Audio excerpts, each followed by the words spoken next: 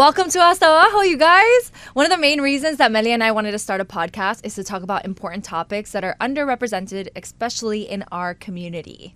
And today, Cami, we have a big one, and one that's really important, I think, for both of us, especially as Latinas, and one of the reasons why we did start this podcast. And that is going to be knowing your worth. Let's go, baby. I'm ready. And let's just start with the facts. Women working full-time in the U.S. are paid 83% of what men earn. At the current rate of change, we won't achieve pay equality until 2088. Yo, how old are you going to be in 2088? That's what I want to know. ¿Cómo se dice disgusting? I hate that so much, Meli. Qué asco. Qué asco, Cami. No, it's true.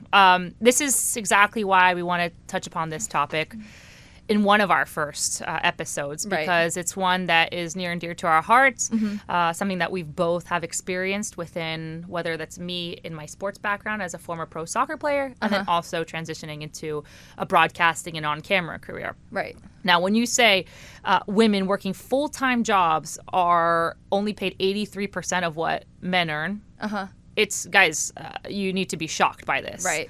But we also have to try to change this narrative. Shocked, empowered, ready to continue, our fight, which is why I think it's important for us to have this conversation too.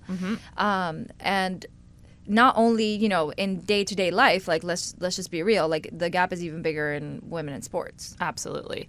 I mean, I went through it. There was a time in my career on the Colombian national team, just off like World Cup or Olympics. I was getting paid $20 a day. Okay. Hence why I had to quickly. That's like a one latte in New York. Literally. No almond milk. Not even a salad. A side of avocado. Girl. Ay, qué pena. Le debería dar vergüenza eso. Yeah. Like I know. That was one of the reasons why I actually fought against the federation alongside one of my teammates, because it's absolutely respect, because that's so scary. And one day I'll give you the full story on that for sure. But it's when you compare it, and just like the stat I just said, the men's team at the time were making more than 5 times of what we were making, which still isn't that much. But anyways, I want to relate this to current news and even current sports. And one of the names I want to drop is Caitlin Clark. Right. Slay. Queen. Caitlin Clark. Love her. And of course, we have to give credit to all the women before Caitlin Clark and all the WNBA players. But she's the one who has sold out stadiums as of recent, whether that was in her time at University of Iowa women's basketball team or in this WNBA. And guys, she also signed a Nike deal that's worth $28 million over 8 years.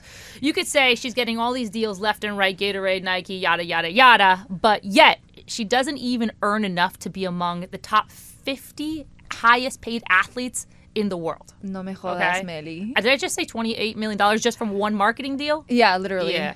So this is just a prime example of what it's like to be a woman who is absolutely crushing it in their sport and isn't even reaching that percentage or pinnacle of other high-paid athletes. I mean, if you put in, of course, like Cristiano Ronaldo or Messi into this equation, forget about it. They're making $250 million, $180 million a year. Yeah. Whereas you're seeing a year is crazy. It is. A year is crazy. It is. Oh, Rex would have so many different treats and dog houses. Rex is my dog, you guys, by the way. His Latino name is Rigoberto. That's what I would spend all my income on. I'd be like, Rex, what do you want? Let's get you 8 brothers. You wouldn't get a house on the beach. You'd give Rex probably a better lifestyle. I'd start with Rex's lifestyle first, and then I would move on, with buying my family, mad homes so that they can feel secure for the rest of their lives. Absolutely. So with Rex, thinking about Rex, I mean, if Rex makes more money, that means other dogs can make more money too. Exactly. And that's what we want to say here. Yeah. We want to help elevate women, especially Latinas, because, Cami, if you are pushing the bull, if you're, say, you're making $28 million on a deal like Caitlin Clark, that allows for other talent, other women, other athletes, other Latinas to be able to reach that benchmark as well. 100%. And that's what we want to make sure that is continuing to be pushed. And she's doing a lot of work, to open up that conversation and advocate for her other team members as well, which I have a lot of respect for. Yeah.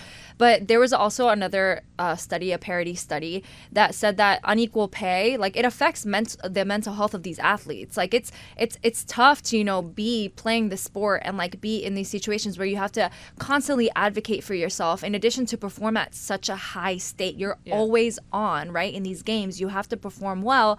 And when 78% of women in sport, of the 500 professional athletes that were surveyed, are making less than $50,000 a year, or in 2023, and then 58% earning less than $25,000 a year. Like, that's not a lot of money at all. And these teams are getting exposure, right? So, like, okay, and some people might argue, like, Meli, okay, like, less people watch women's sports than they do men's sports. Like, what do you have to say about that? All right, this is a good topic. It's a great question, Cami. Yeah. I get it a lot. It's like, oh, you think that, female soccer players should be making just as much money as the men's. This is my opinion on this. Mm-hmm. It's a business, a sports business at the end of the day. So, of course, if a men's league or club are generating more revenue, they're going to have a larger budget to be able to pay their athletes. Same goes for women. These clubs and these leagues are working with their budgets to pay their female athletes. Mm-hmm. Now, what I want to say is that for however many decades, or even let's go centuries here, women's sports, if you look at a supermarket, if you're on a shelf, they put society and all these executives, usually white male executives, put women's sports in the back of the shelves. Okay. Right. So when you go to they're Publix, like when you go to the milk section, they're gonna be like, yeah, you want whole milk, so they put the whole milk to the front, and everyone's like, oh yeah, we love whole milk because whole milk. You've seen how many ads about whole milk, and you're like, oh, whole milk is the best kind of milk. Exactly. And then they put the almond milk in the back. Exactly. Not to say one is better than the other, you guys, but I'm just making an example. Like maybe nobody knew almond milk is a thing until people are like, hey. Exactly. Almond milk is here, and it's amazing. Exactly. And it's just as good and just as exciting. And how big is the almond milk market now? Oh, huge. Just like women's sports. Exactly. Women's sports is popping off, y'all. This is a great analogy. I love it so much. Because finally, women's sports has been placed on the shelf to the front. Mm-hmm. And more brands are creating women's sports opportunities. Yes. Teams, leagues, as well as putting sponsorship dollars towards it and marketing dollars so that people like you and me are able to see it, are able to view it, are able to see games on your normal basis on your day-to-day lives rather than going into a paywall or going into some, 10 million channels just to get to a game if it was even being aired. So point of this is to say that where women's sports is growing, it's only also kind of like the beginning because it's going to 100%. It's going to keep on growing. And it's people like, let's just say Caitlin Clark. It's people like, even we're talking about basketball, Sue Bird back in the day before she retired. It's female soccer players like Marta and Alex Morgan, who just recently retired. Mm-hmm. And it's to this recent news, which happened a few months ago. Naomi Girma just signed for Chelsea for a record fee of $1.1 million, y'all. Slay. I could even say 2 years ago, that number wasn't even something that like you'd even joke about because it wasn't ever normal or possible. But now the valuation of players and that clubs and leagues are putting on these players is continuing to grow. Right. And that's what I want to say is that when one female athlete, when one, let's just say, Latina sets that bar, the bar is only going to keep on growing and it's going to provide more of a pathway for other people to be able to reach it. 100%. And you see, like, when we are giving this opportunity as women to hold the stage, to hold space, like it was with the Katie Taylor and Amanda Serrano fight. You watched that fight? Yeah, dude. That fight was insane. Also, Amanda Serrano was robbed. I'm just going to drop that there. Yeah. I think she should have won. I was so upset. But, like, they earned millions of dollars for that boxing match. Yep. And it was, like, the best match of the night. Everybody talked about it. They were like, this is women in boxing. Yep. Absolutely. Like everyone was like, oh, the main card had nothing on this. So they earned like $6.1 million Katie Taylor earned $6.1 million for the fight, and Serrano reportedly earned around $8 million for that fight, which is huge. Progress. Even though, it's progress because it was the best fight of the night, yet they made, a tenth if not less than that, of like what these Tyson and let's not even get started there, right? Yeah. But it is nice to see that when we are given those opportunities to perform on a big stage, you know, it is being recognized. It's just about, you know, also I was thinking, like, our entire lives, you know, we were told, like, being too muscular, being too athletic, it's like not feminine. It's not what we're supposed to do. You have to stay at home, take care of the family. And that has recently stopped, like, you know, very, very recently. So now, you know, society, especially in our community. Yeah, especially in the Latino community. So now society is getting a little bit more used to, like, oh, okay, like, this is it. Women in sport is a new thing, right? Yeah. And that's not to say that it's not going to be extremely successful. Like, you know, we've been around playing sport for a very long time, but socially accepted, valued, cherished, and championed is what we want this to be, at the same that it is with men in sport.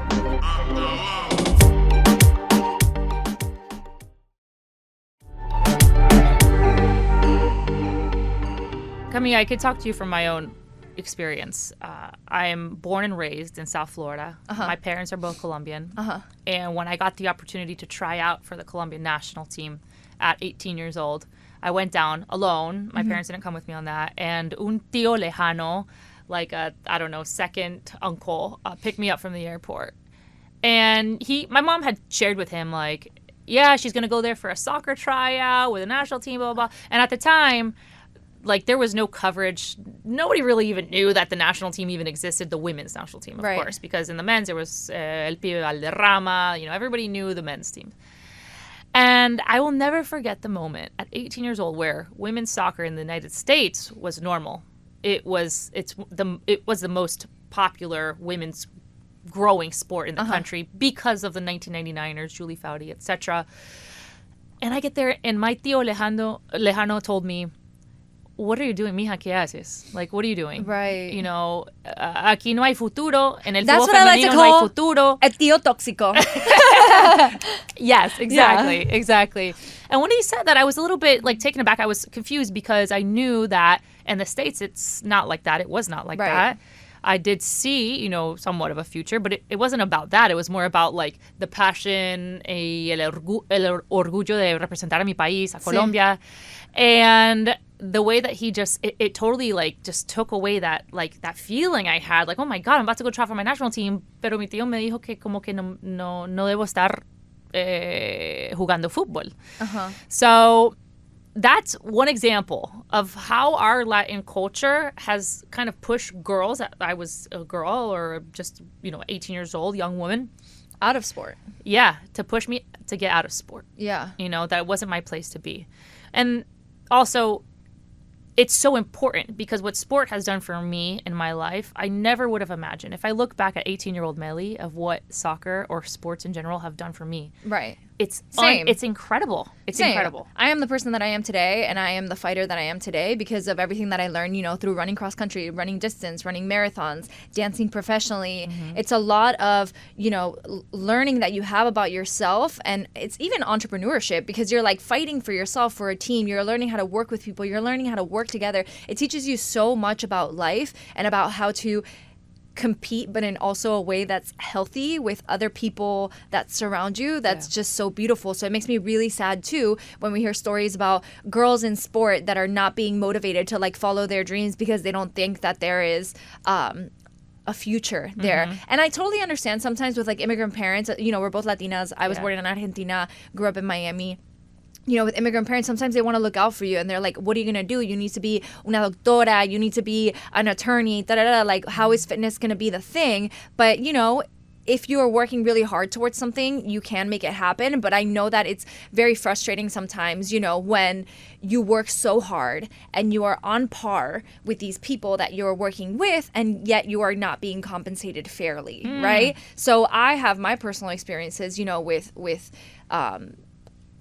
unfairness, you know, and pay gap, right? So, like, there are brands, you know, that I work with outside and opportunities that I'm given outside of my Peloton job, and I had conversations with, which thankfully I think it's very important for us as Latinas and as women and women in your same space to feel more confident and empowered to talk about how much money you're making, to talk about finances, so we can become more financially literate and it doesn't end that hay que ahorrar like it did for me. But also so you're aware of the things that you could fight for, right? I had a conversation, with my male counterpart who we have, the same footprint on social, the same footprint on whatever, and they were offered around 45% higher by the same brand for a deal with the same deal points. Why? Yeah. Just because I'm a woman? There's no reasoning behind it. There's literally I wonder like, who is that person? It's like, you know what? We're gonna offer Cami this much, or like. Well, it's also different departments too. Different departments have different marketing budgets, like totally. Multicultural marketing. What is multicultural marketing? Number one, and why is the budget so small? Yeah. Where like Latinos, we have so much money to spend. Like we're not just poor, you guys. Like we have money. One of the biggest impacting growth in the economy, actually, in the United States. 1,000%. And then bringing it back to the general market, Latina Equal Pay Day is in October. Yep. So Latinas make 58 cents to the dollar to white non-Hispanic males, right? So that means that we have to work once the year ends from January all the way to October to make the same amount of money that our white non-Hispanic counterparts make, which is we repeat that. Latinas make 58 cents to white non-Hispanic dollars. Dollar. That is insane. That is insane and absolutely ridiculous. Another thing to share with y'all, because we wanna heighten you up. Like, we want to hype you up. We want you to go out and know your worth. We want you to get what you deserve, but also just know this is the background information. This is why we need to come together as a community to break this narrative, to break these. On average, Latina workers stand to lose more than $1.2 million throughout their lifetime over the course of, let's say, a 40-year career. My face. If you could see my face right now. It's like you have like caca face. Caca face? Yeah. No, but seriously. In comparison to a non-Hispanic white man, the gap is $1.2 million over the course of a 40-year career. That is absolutely insane. That's even creating and helping next generational wealth. You know what I mean? And Cami, I have a very similar experience as yours, where thankfully, and we have allies in our life, right? And I was thankful to your coworker that shared and was open. Right, that I found out about that. Right. That I could be like, hey, no, this is messed up. Like, I'm not going to do this. Exactly. Yeah. And imagine if you would have taken that, and then it could affect, how you perform. I wanted to take it. Honestly, it was a dream for me. Like, I dreamt of working at this capacity with this brand and with these people, but I refused to do it because I wanted to stand up not only for myself, but for other Latinas to come in the space. We can't continue to accept that from people that should know better, even though they have different marketing budgets. Like, that's not necessarily an excuse anymore, Right. So I'm very thankful and grateful because I see my friends as allies that I can talk to, not only my male counterparts, which is extremely helpful to have that, my female counterparts as well. And I just also want to make it clear that I'm lucky enough to not face that happen to me at Peloton. I'm very fairly compensated, and I have spoken to my male counterparts about like what they're making, and I'm very happy and proud to be able to say that I work at a place where that's not the case, for sure. Absolutely. And I am super thankful to my allies. Other brands take notes. literally. In broadcasting, it happens too. And I've worked for a ton of networks over the course of 6-7 years. And I'm also thankful to friends of mine as well who have been open to tell me. And I've said no to things. I have said yes to things, of course, to get those opportunities. But it's as you say, es un asco. Es un asco. We have to deal with that type of huge pay gap that both you and I, Cami, have and continue to go through. For sure, but we don't want you guys to feel defeated, right? No. Like we want to feel empowered to stand in our worth and to fight for what's ours, right? So your voice, your unique voice is valuable. Your unique voice matters, and our unique voice needs to be represented at every single table female, Latina, BIPOC communities. We need to be present in rooms where people are making decisions about our communities. And if not, we need to continue to cultivate great relationships with people, with allies that value us and that can stand up for us and be that voice in these rooms where we're not present. And once we continue to stand in that power and other people create opportunities for us, reach back to and grab somebody from our community and bring them up with us, Amen. My goal in the position that I'm in right now is to create as much awareness and space and be so unapologetic about who I am and what I represent that it just continues to build space, awareness, hype, visibility for all the people. And then we continue to grow and create more space. At Peloton, there's nobody else that's teaching classes in Spanish at the capacity that we're doing in such a large fitness capacity. I'm so proud to be representing that for us. Work, girl, work. So we have to continue to stand in our worth, understand that our value is not necessarily our value is absolutely not tied to what other people consider our value to be. Our voice matters because of who we are, where we were born, experiences that we've had. And add that bilingual to that dollar. Oh, yeah. Do not be a translator. Translating is extra. On that note, let's wrap. Yeah. So when we come back, I'm sharing an album I'm loving, and Meli has some sports for you. Do not go anywhere, although I know that we could talk about this topic forever.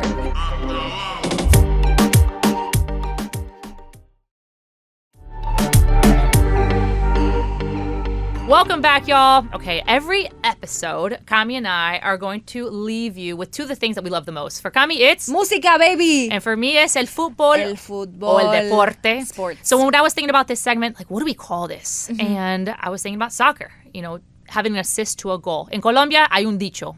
There's a saying, and it's, hágame famosa. Eso me gusta. I love that. When it happens is when you're on the field and someone crosses you the ball, in that moment when they see you and you're about to get that ball and score it, you scream in the air, hágame famosa, so that you scored that cross, that pass. You about to assist me. Because the person that gets the recognition is the person that scores the goal. Let's be honest. Unless people know about sport and they're That's like, true. oh, watch that pass. So you know what? I am going to get you with the biggest assist in music, and then Meli's going to hook you up with sport so that when you take over the aux cord at your party, you don't play, some whack-ass song that everyone's going to be like, okay, sit down. Time to eat una croqueta, un sanguchito.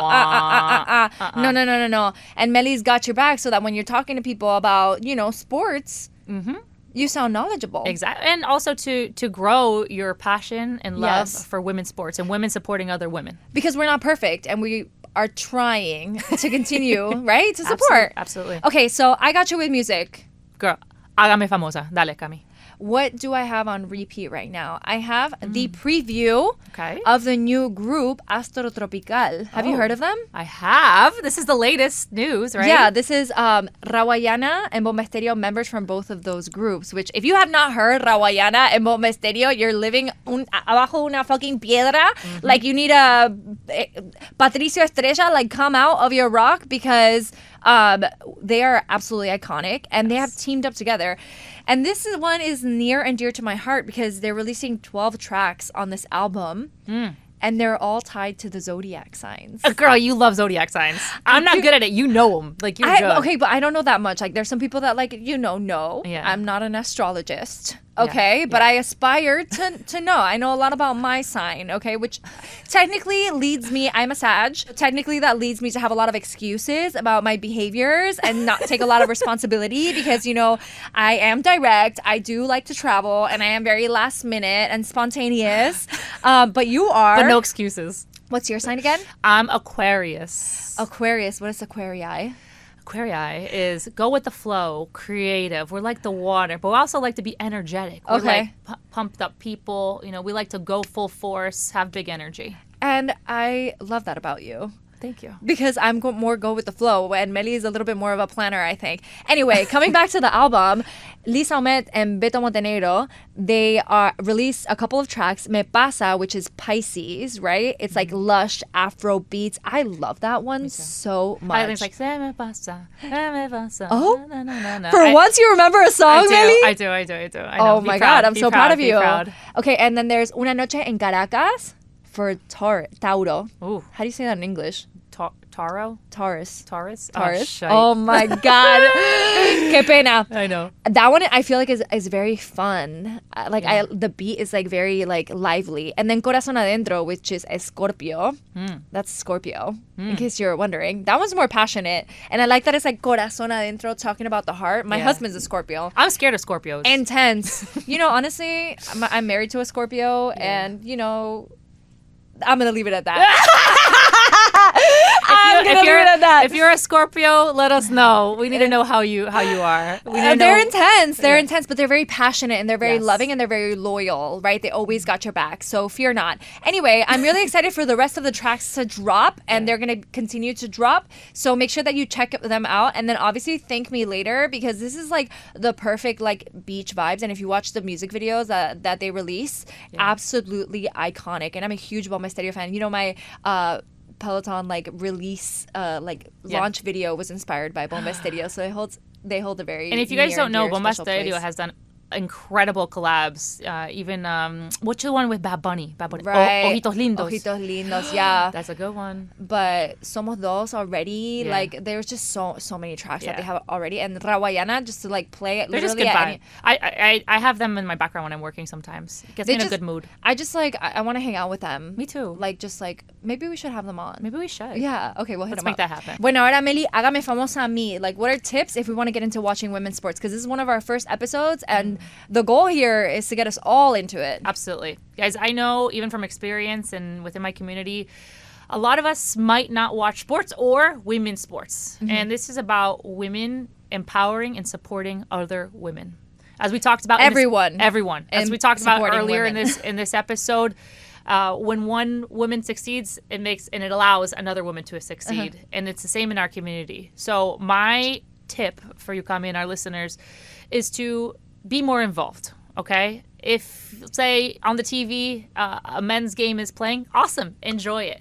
But also remember, there's a women's game, whether it's at WNBA, whether that's NWSL, whether it's women's soccer, whether it's the U.S. women's national team, Colombian national team, whatever it is. Whether it's boxing, too. Yeah. We need to change the narrative, and we need to make sure that we are supporting our own people, our own fellow women who are also breaking barriers and creating opportunities for us, for creating opportunities for future generations, and maybe for our daughters one day. Arriba las campeonas. Vamos a romper todo juntas, okay?